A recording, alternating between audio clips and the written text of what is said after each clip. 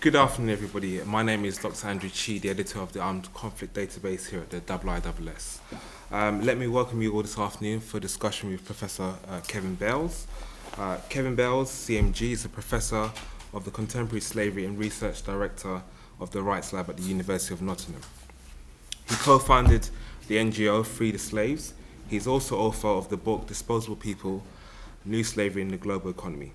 His more recent book includes Ending Slavery, How We Free Today's Slaves, and Slaves Next Door, Human Trafficking and Slavery in America Today.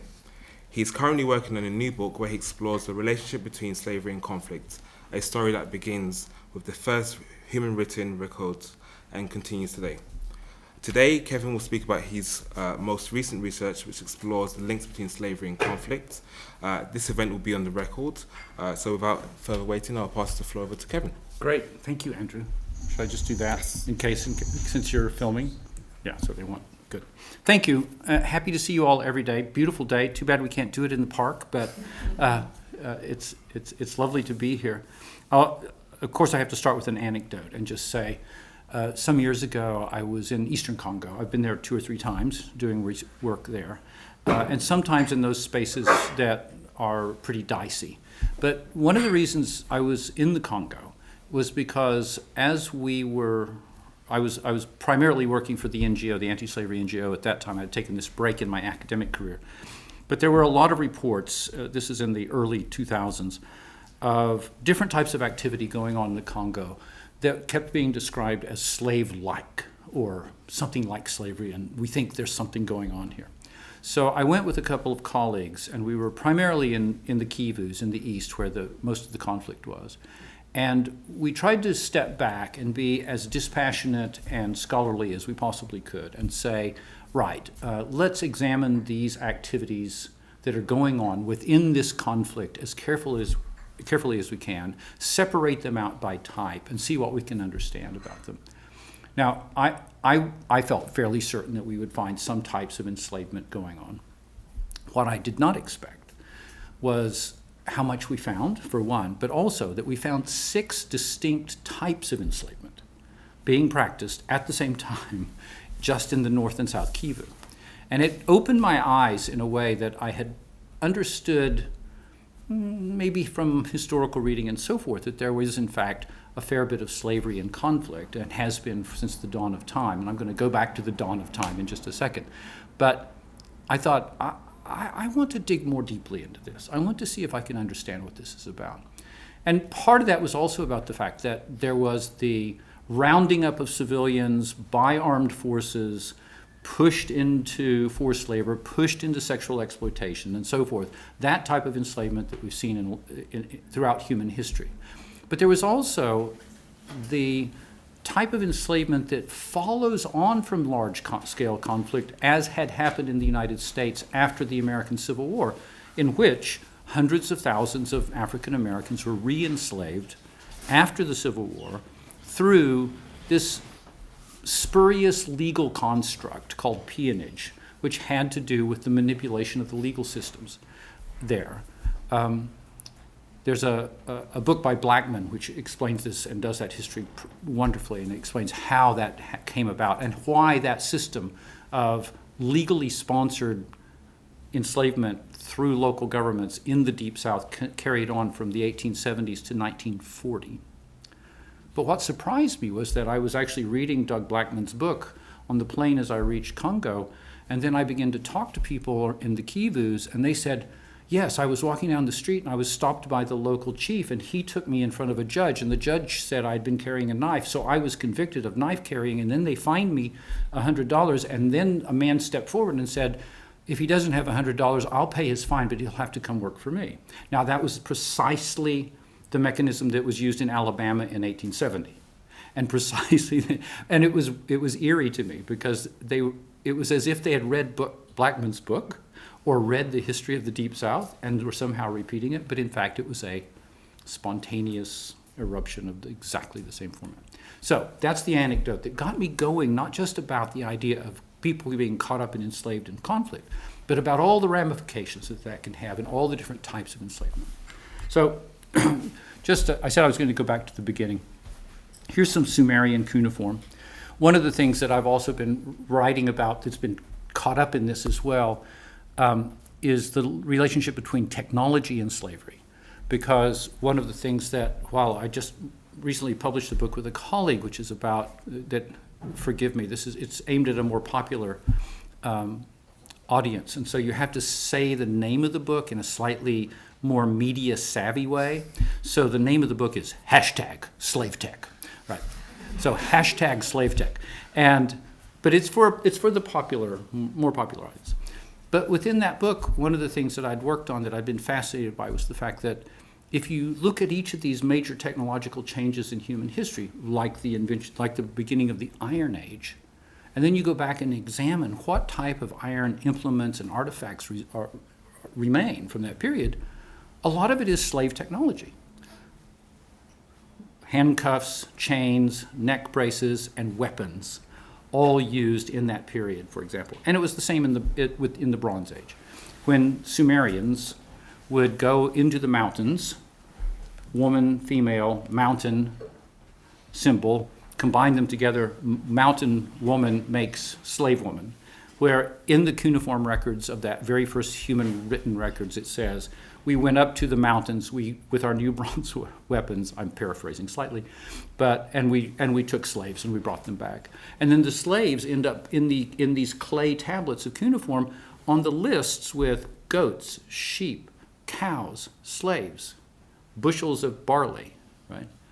And you begin to see them not just a random, let's catch a person and enslave them, but at the integration and the building of the cradles of civilization that we assume to be, I have to say civilization in the Tigris Euphrates, is based on, in fact, this form of enslavement. This is the, I think you can see that well on the screen. This is called the battlefield palette. It comes toward the end of that Sumerian, that Sumerian cuneiform has 2,500, 3,000 years over its whole period of writing. It'd be amazing if we could understand our own English writing 3,000 years from now. I'd be startled. But this is from the very earliest period of the Egyptian dynasties. And the reason I point to it is just that particularly, you see the two chaps up here have been taken captive in a battle. And you notice that the hand that's grabbed these captives is not coming out. It's coming out of something that looks like a stick with a bird on the top. That is one of the earliest Egyptian hieroglyphs. This was the beginning of the glyph-making period that led to the whole vocabulary and graphology of Egyptian hieroglyphics. And one of the very first ones is this one, which means a power center, and a very powerful individual who can control things. And in fact, it stands for governmental control. It stands for individuals who embody power. And you can see they're taking away prisoners. And you can see what happens to the rest of them. Their eyes are being pecked out by ravens, so forth. And then the one human being that's not a glyph, but who is fully dressed in the robes of power that you can't see his top half because the stone is broken, it's the only person that's not an enslaved person that you see on the template, is leading away another captive. So we have this phenomenal record keeping of this enslavement and conflict that goes on for a long time. A quick quote from Xenophon, because we're all classically educated, aren't we? And we need to do that, offer that up. But he's saying in Greece in 350 BC, everybody knows this is the way it works. When you win, you get all the people, you get all the livestock, you get all the property. That's what we do. And even so, when we study the Greek myths and we study the vague battles of that time period, and then the times of the Bronze Age collapse, it's this story over and over again.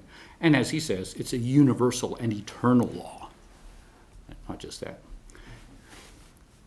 I'll be done with the past in just a second, but here's just that little bit of Rome for you, because Rome is one of those classic periods in the history of slavery that's so rich and so deep, not least because at its height, the way I tend to explain is to say Rome, the empire, ran on slavery the way North America runs on oil today.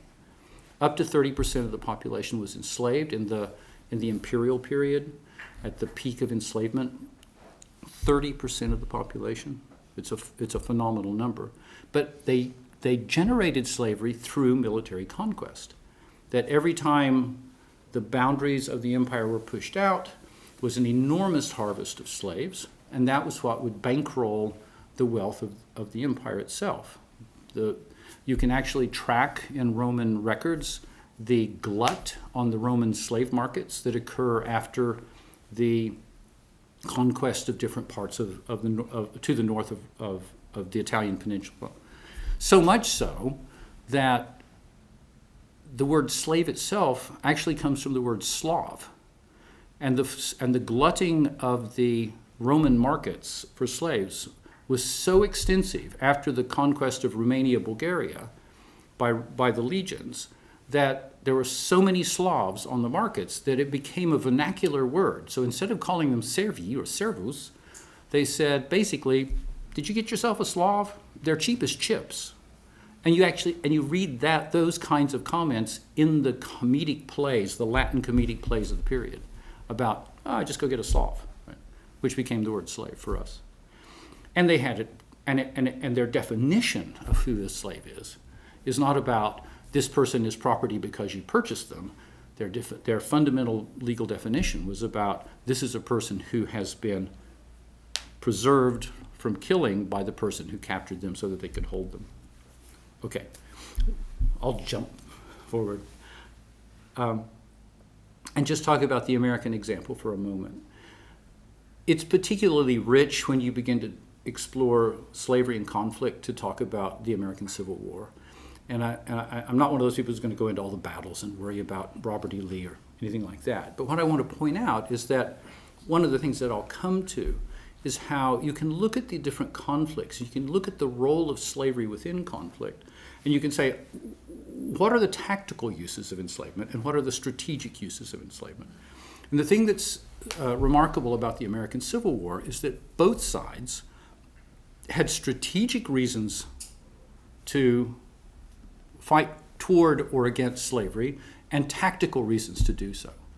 In fact, the war itself was fundamentally about slavery. Now, I know there are people in America today who don't think that's the case, but if you read the not just the letters, but the public documents of the Confederacy of each state as they broke away from the Union, all of their declarations say, we're doing this because slavery is under threat.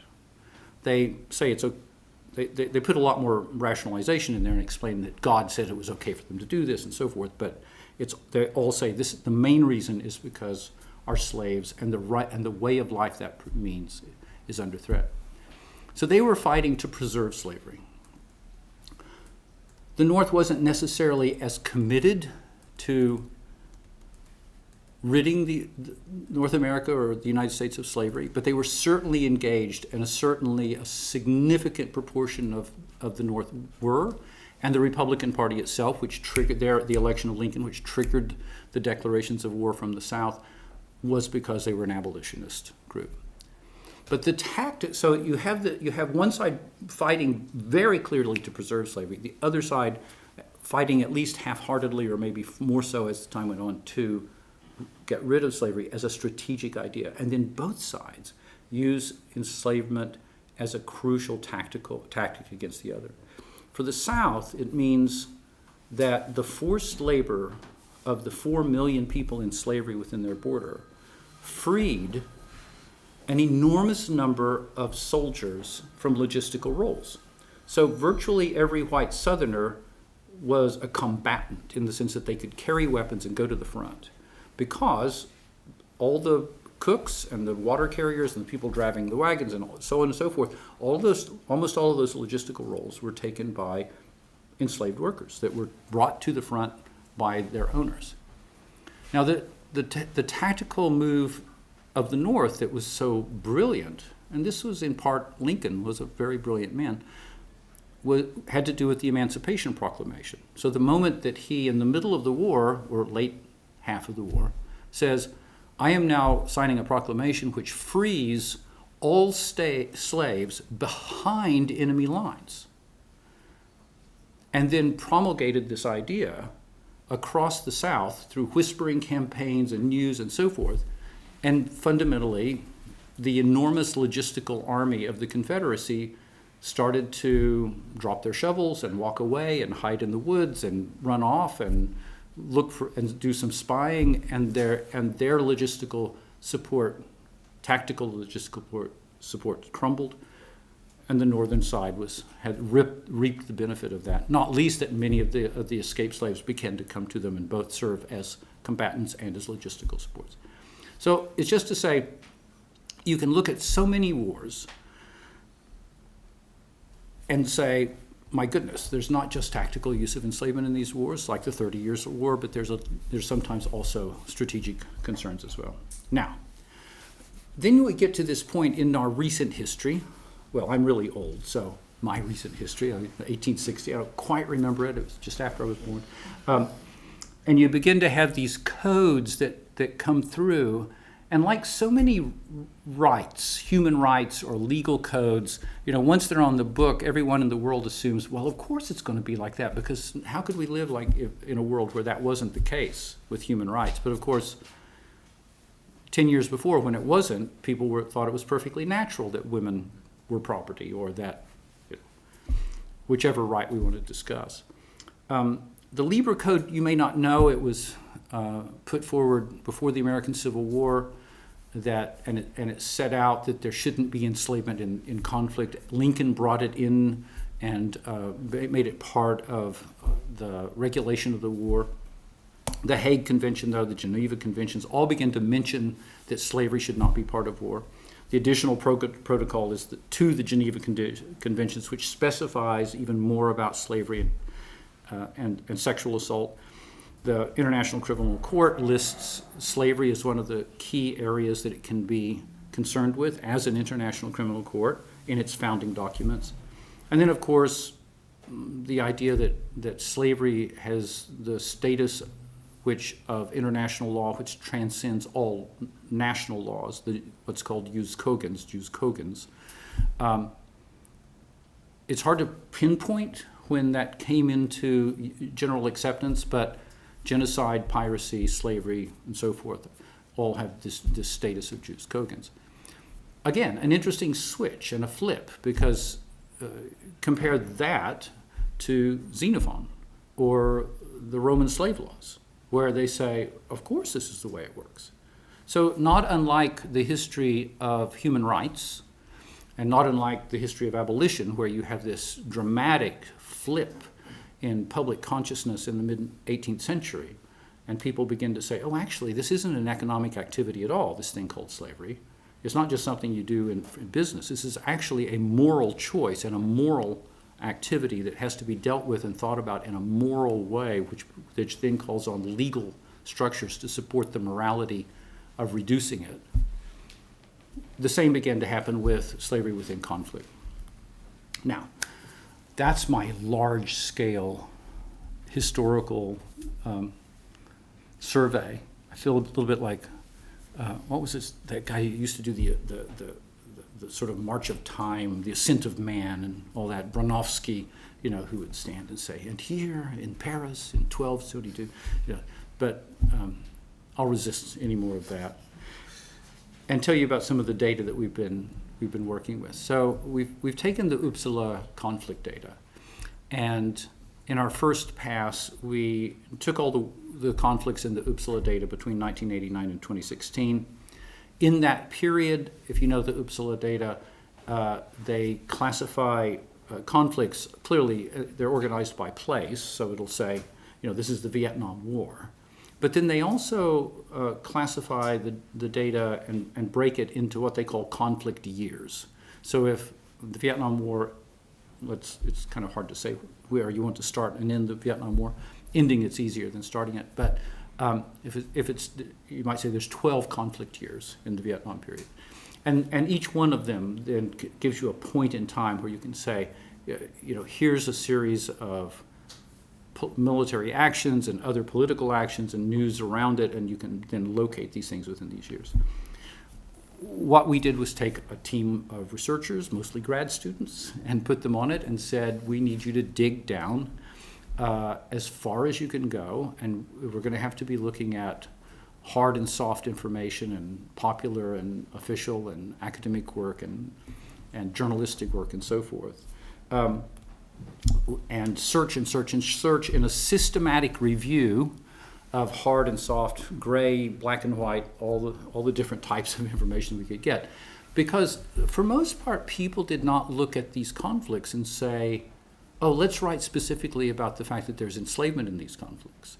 And very often the notions that they would write about, you'd have to kind of pull them out, because they'd say, oh, well, they did round up a lot of these hill tribe people, and they took them away for 3 years, and they worked them and kept them, and they wouldn't let them go back. And you'd think, aha, right? This is enslavement. This is forced labor. This is the rounding up of workers and so forth. So it took a lot of searching, and they were very diligent, and I'm very grateful to all of them. And these are just some of the key search terms that we use to help draw out from all the digital sources that we could find.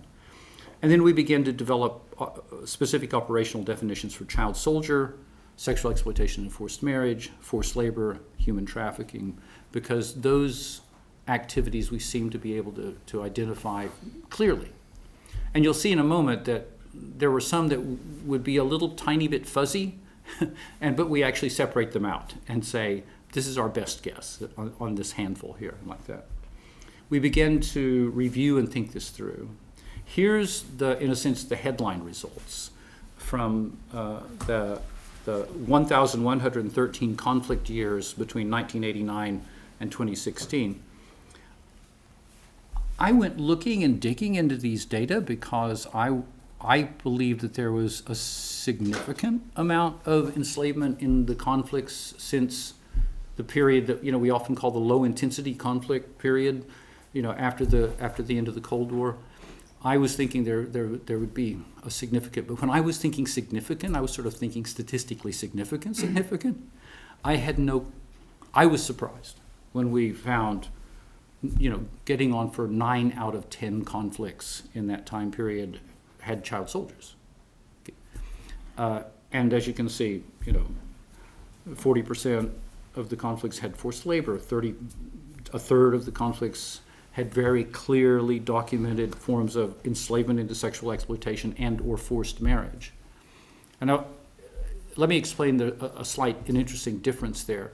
This was especially illuminated in work in the Kivus in eastern Congo, because once there, and we were able to spend time with quite a large number of women who had been through the conflict, and they told these different stories that were all horrific in the same phenomenal power, but there was a common rounding up of women at gunpoint, taking them away for sexual assault and sexual exploitation by common soldiers. But there was also the taking of women away under all of this under gunpoint, and then handing them to an officer and saying, who would say, "You're now my bushwife." So they would actually gain this dubious, totally illegal form of enslavement, but by which they were called that person's wife. Now, the thing that then becomes particularly heartbreaking is that we talked to some women who had then been taken across the border when the forces that they had been captured by, who were bushwives, were taken out of the Congo and into Rwanda. And then once in Rwanda, the Rwandans had said, well, we can't repatriate you because you're his wife, because you're everyone here in this group agrees that you're a wife, not a captive. And then they were having to fight and struggle and try to come away from that. It was a strange and powerful difference, but it was one that was equally affecting, I have to say. And then there's the trafficking as well. Sometimes the capture and then movement and sale of people, men and women, but particularly women, because they were, in a sense, a commodity that could be monetized as part of the logistical support for the military forces. Now we're pushing the data collection back to 1946, and we'll see what happens in that time period. I think the story of World War II is actually a lot easier to tell because the Germans in particular kept such amazingly great records of everything, but they also kept great records detailed records of their enslavement of quite a few million people and their movement around and so forth. Including, as we were talking before the talk, where I live down in Guernsey, there are very clear records about the thousands of people that were sent there as slave workers to build gun emplacements and fortresses all around the island of Guernsey and the other parts of the Channel Islands. Here's just a few of the small kind of breakdowns about how this works out. These are just simple frequencies. There's some that have a little bit more. I've got some with chi-squares as well, but you can see child soldiers of that 1,113 conflict years, 968 of those conflict years have clear evidence of enslavement. And then also by the sides in the Uppsala data, you have which side and so forth. Usually side A is the if it's a conflict between a national force and a rebel force, side A is the national force, side B is the rebel force, and as you can see, the side B, the revolutionary or rebellious forces, tend to be much higher in the use of child soldiers. But to throw a little bit more light on that, there's also questions of intensity. So in the Uppsala data, they code for intensity. So you have minor conflict and war. War is at least 1,000 battle-related deaths. And what you can see is that there's a clear, the chi-square says, there's a significant relationship here between the amount of enslavement that goes on within a conflict and the intensity. So as intensity increases, enslavement increases as well. In some ways that doesn't surprise me, right? That as forces get pushed and sacrifice and begin to scramble and try to shore up their situations, they'll begin to reach to the resources around them, whether it's logistical or foodstuffs or whatever, or human beings. Likewise, the intensity seems to also increase the amount of sexual exploitation and forced marriage through enslavement. And of course, we also have that amazing work of Dara Cohen's on how, particularly in the conflicts that are very irregular, and her work was in Sierra Leone, wasn't that right? I think it's Sierra Leone. But in that conflict, how these non-military militaries, and in other words, just young men mostly rounded up and put together and armed, but without regular military training, that the sexual assault of women who were captured and enslaved was used as a bonding exercise to build the camaraderie within the military units that would have normally come through the kind of military training that would build that teamwork. Another one is about the different types of conflict, and you can see I've actually, the only place I put the percentages is to show which are the ones that have no evidence of slavery. So you can that just gives you a sense of the larger sizes. But when you go to when the conflict is between two states, it tends to have very little have much less enslavement. So two sets of state forces. But it's when you cross over between a conflict between the government or of a state and then opposition groups, it begins to increase rather dramatically. And the same when it's all types of interventions and groups. So the more sort of chaotic Eastern Congo style conflict, where you have so many different groups jockeying for power. But again, significant relationships there. And I wish I could do more for you, because I'm kind of a stats nerd, and I wish I could show you whole models yet. But we've only just breaking these things out, and we've only just started the work of looking much more closely into it. I'm going to finish up and say just something about ISIS, because we've also been doing some deep dives into what's gone on with ISIS, and in terms of analyzing their slavery system, it's not enough to just say there has been violations and the occasional enslavement of people. It was a highly regulated system within ISIS, and it's been very helpful to us that recent recovery of internal documents from ISIS have been made available, and we have one researcher in particular who's very good at, a pair of researchers who are very good at reading and understanding all those documents that we now have copies of. And of course, what in fact sparked some of my original interests in ISIS was Dipit, their magazine, their English language magazine. Now, let me just tell you, if you do Google this, you can find this online, but you might get a call. Because after I had looked at it a few times, I got an inquiry, and then I was told that the university can't put it up and has a block on it and this kind of thing, so I have to slip copies to my grad students and like that. And it hasn't radicalized me yet, but it could happen, I suppose, at any moment.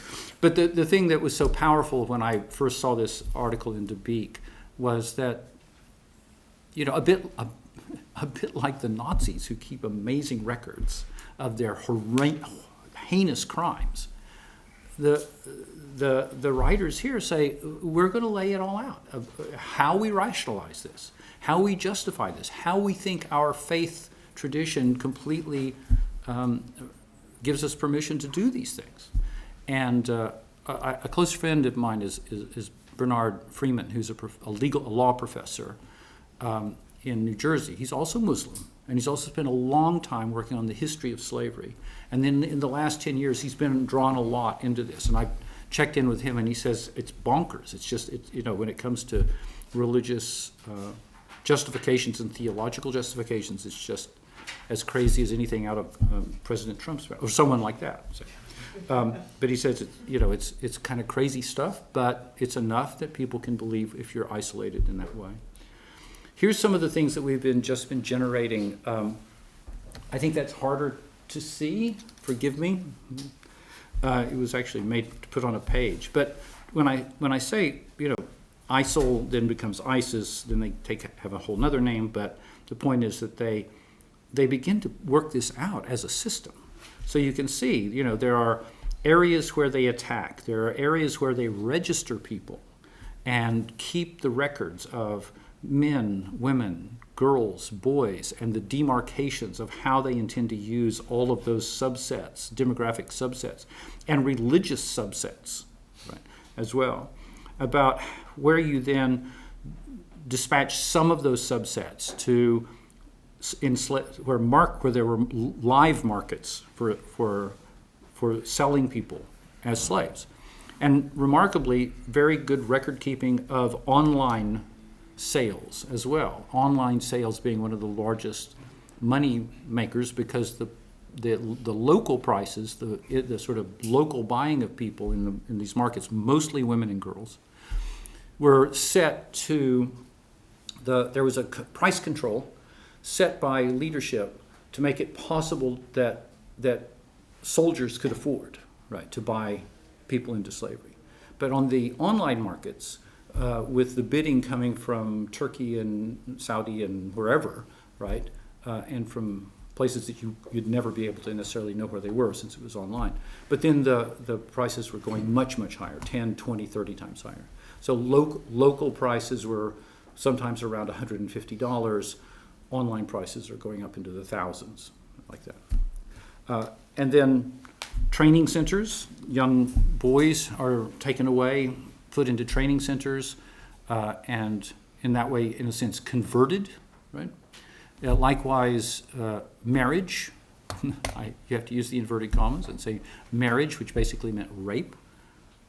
For some of the individuals, some of the individual women would be handed to men to marry, which would then, in a sense, begin to wash them clean of being either an apostate or some other, non-ISIS group, which then made it possible to impregnate them. And then we're into a whole strategic space, which I'll come to in a second. And then forced labor was part of this as well.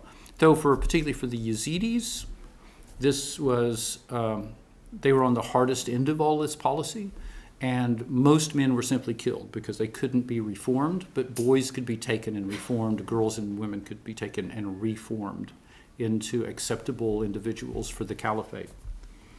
When we begin to try to chart their system, it gets this complicated. Sorry, I don't think you need to really follow every bit of it, but we're trying to work how the logistical movement of this, of people through a system, and all of the places where you would extract value, you would insert training, you would reward people, you would, it's a remarkable,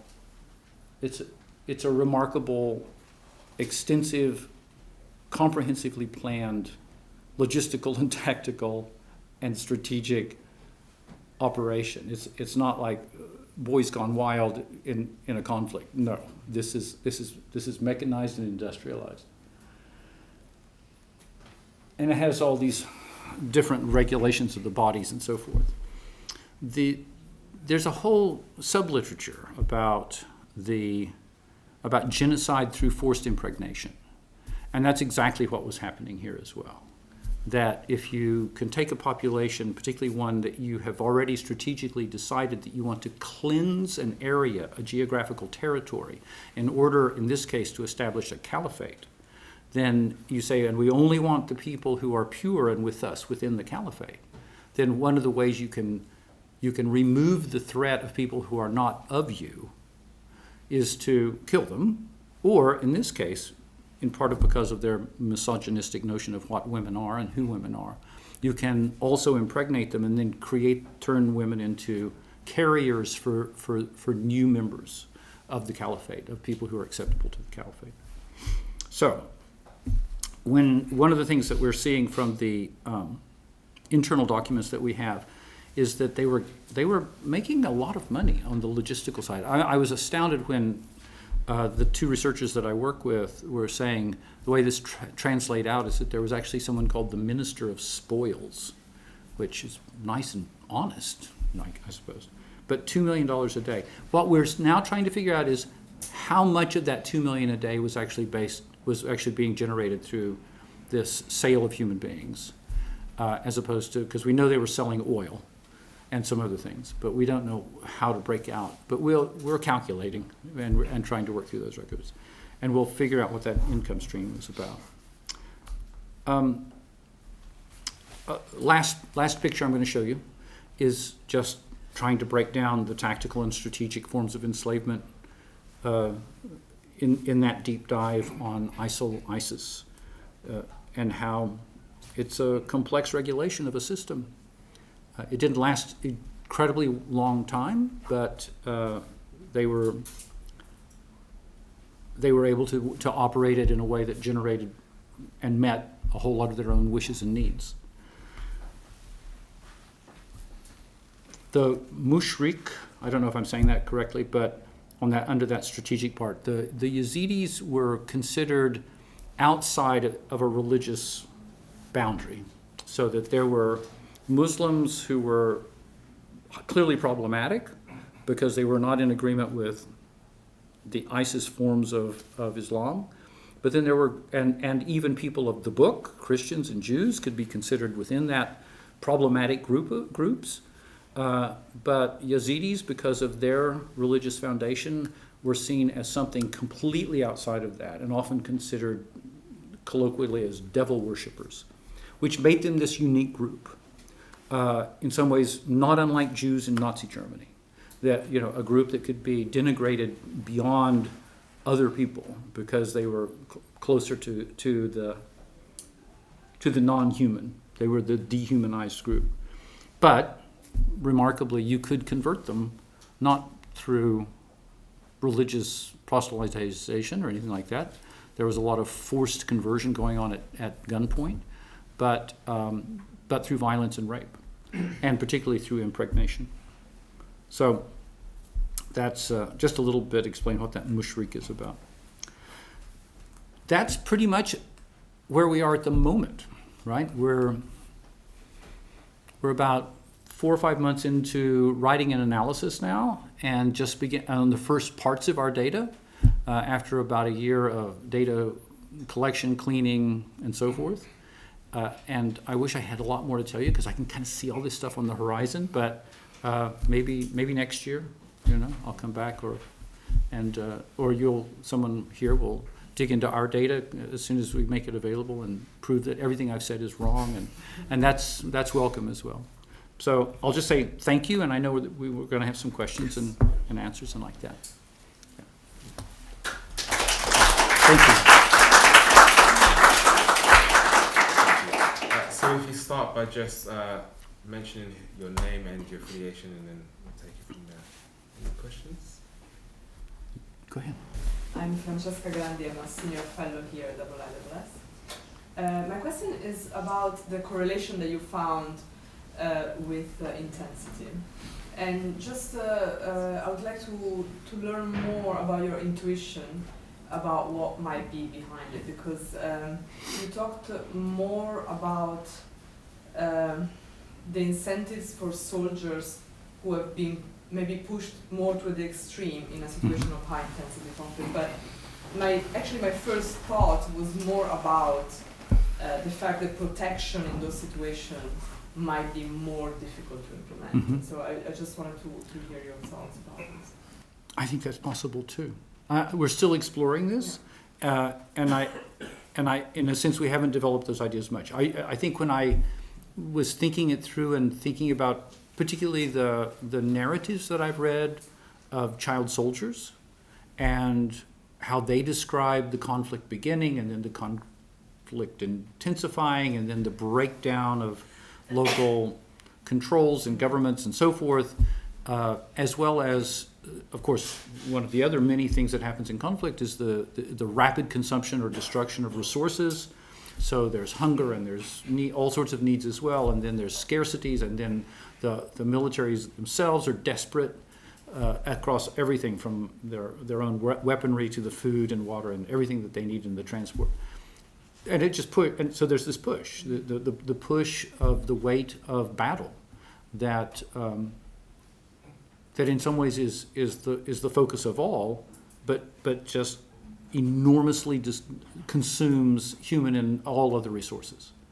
And when it's consumed a significant part of your adult human resource, and then maybe it's time to start on the children, start on the people who are standing about, and so forth. But I'd like to go deeper into that. Absolutely. Just to tag along with that sort of Francesca's question, given where we are with the case of Libya, we've heard obviously cases of people being trapped as slaves. Do you think it's likely that those same sort of patterns that you see where we're sort of coming to a period of intense battles, that there's a possibility that young people be used as... I know a lot of migrants have been used and Yes. forced into this. Yes. There's clearly evidence of that. But I wonder whether now the strategy would turn towards recruiting more young child soldiers as part of that. I wouldn't be surprised. I'm not as familiar with Libya at all, and certainly when we were asked by a certain part of the government to look at things using our satellites team in Libya a while back, because they were very concerned about these processing buildings where migrants were then being sold and so forth.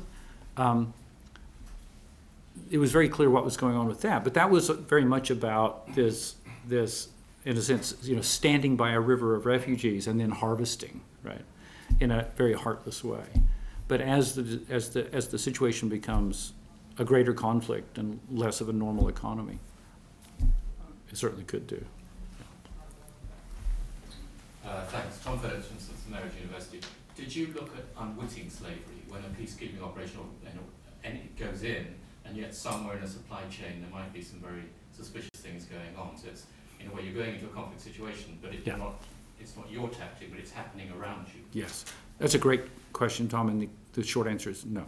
Didn't look, not yet, but it's an area that needs looking at carefully.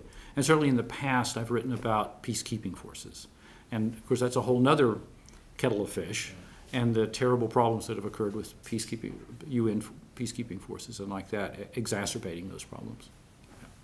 Hi, Kevin. Steve Allen from Southampton University. And Obviously, you take a very data-centric approach to this, and certainly from my experiences in conflict, I can see there's maybe, and as you'll know more than anyone, that slavery is often hidden in words and hidden behind in stories. And I was wondering if, in your intuition, are there any types of slavery that you think have been missed in the data, and that you would almost reframe? And I think there's a lot happens with people in the army when you show them this and you reframe their experiences. So in my case, the light bulb comes up and it's, I was looking at slavery. Right, And I was wondering, getting your intuition, if there's anything that's been missed, and you would all augment with professional judgment on sort of back with evidence. Well, of course, we're looking for this from secondary source almost entirely, and then some people's accounts and so forth. And it was certainly the case that in some of those secondary sources, things would be described, but they wouldn't be named. But we'd say, okay, so they were held for years, and they were held at gunpoint, and they were, couldn't leave, and they met all the criteria. We have an operational definition of what slavery means, based on the Bellagio Harvard guidelines, and and it works. So we would come to that point. At the end of the day, the four subcategories are ones that involved a bit of lumping. Yeah. Right. At one point, we had domestic service separated out. That was particularly about the logistical support within the kind of domestic realm, but we realized that's forced labor, right? Why should we separate that out necessarily? So we lumped instead of splitting it toward the end, but trying to always catch everything we could, and then occasionally having to say we can't put that case in, we just can't be certain, right? Yeah. Very much a really fascinating lecture. And Suzanne also I've done the senior advisor on slavery at Dipit. I'm going to take a little bit of liberty and ask two questions. One being, did you discern from your examination of the data whether there are any regional variations in manifestations of slavery in conflict and how that went forward? And my second question, just related to your really, I think, fascinating piece on ISIS. Were there any other examples which you were able to do deep dives on where that level of organisation, that level of systematisation was evident in other theatres or other conflicts in the more recent time? I wish we had the answer to that yet. I mean, we're so much at the very beginning that we haven't even. We've asked ourselves that same both those questions, and now we're digging in to see, and particularly the regional variation. The data were just clean and tight enough for me to do this little bit, but any moment now it's going to be and to actually come along when you ask me to. But soon I'll be able to break out by regions and so forth, and I'll do my best to answer those questions because I'm excited and interested about that too. It's hard to think of a conflict though that has that extensive organization. When I think across the conflicts, particularly since 1989, it's hard. I mean, in Bosnia, there was some pretty solid organizing going on in a narrower type of enslavement, but which was also about. Fundamentally about about impregnation and sexual assault as a genocidal strategy, but that was a narrower type. But it was still systemized, and it was certainly supported and organized at the top. That was clear. Yeah. Thanks so much. That was really interesting. I was wondering if you could tell us a bit about some of the reactions you might have had from policymakers, because the way that you phrase this, because slavery is an analytical category, could have a sort of very interesting impact on discourses around child soldiers and accountability, for example, with problems that the International Criminal Court's encountered, problems that any future efforts to prosecute ISIS fighters will probably encounter. Have you had any sort of knee-jerk reactions from people to the way that you are analysing some of these aspects of conflict? Not yet, is the short answer. I appreciate what you're saying because there's a serious definitional challenge in this area of research. It's narrowing that challenge. It goes back to a horrific splitting in the early thousands that had to do with a significant portion of people who were very interested in the area saying we have to work to legal definitions, and then a lot of us saying legal definitions are crucially important, though it would be great if you could achieve some agreement, because the legal definitions that exist in the world, including just within the UN, has 6 or 7 legal definitions of trafficking and or slavery, and none of them are in agreement, and some of them are actually really in contest. So that's why we rely on the Bellagio-Harvard guidelines for this definition, because the other problem is that legal definitions are very important, and I support them in all ways, because we want the rule of law, but they're not operational definitions. They're not necessarily definitions you can then use to operationalize variables that you can measure effectively within social science research. The only one that we know of that will work in that way is the 1926 definition from the League of Nations, which relies on the indicia of the concepts of property, which you can then specify as specific criteria within measurement. But that's kind of a different story. But it's one that I have to say we're still plagued with this definitional challenge. It's lessening, but it's not resolved yet. Thank you for providing us with great good information there. Yeah, my name is Hattori. I'm a reporter of Japanese newspaper stationed in London now. But I have been the Africa correspondent of my papers since 2012 to 2016, 4 years. And I was traveling a lot in the African continent to cover a devastated situation, including with the eastern part of Congo, and not only Congo, but also the northern part of Nigeria. You know, in northern part of Nigeria, Boko Haram has kidnapped so much girls to force them to wife or something. So it might be a little bit difficult question, but so which do you think some certain of the education is effective to prevent those kind of devastated situations? If so, which kind of education are effective to prevent those kind of situations? Well, I'm an educator, so of course education is the answer to everything. If only, right? We had enough education, and it was good education and so forth. But the specific answer to your question is, when I've read the recent work on Boko Haram, and particularly the work where a number of the women who have been caught up in that situation, young women and so forth, it's clear that they've had very little education in the first place, and then what education they've had has also been often very skewed in the direction of the religious group in which they belong. And I don't know.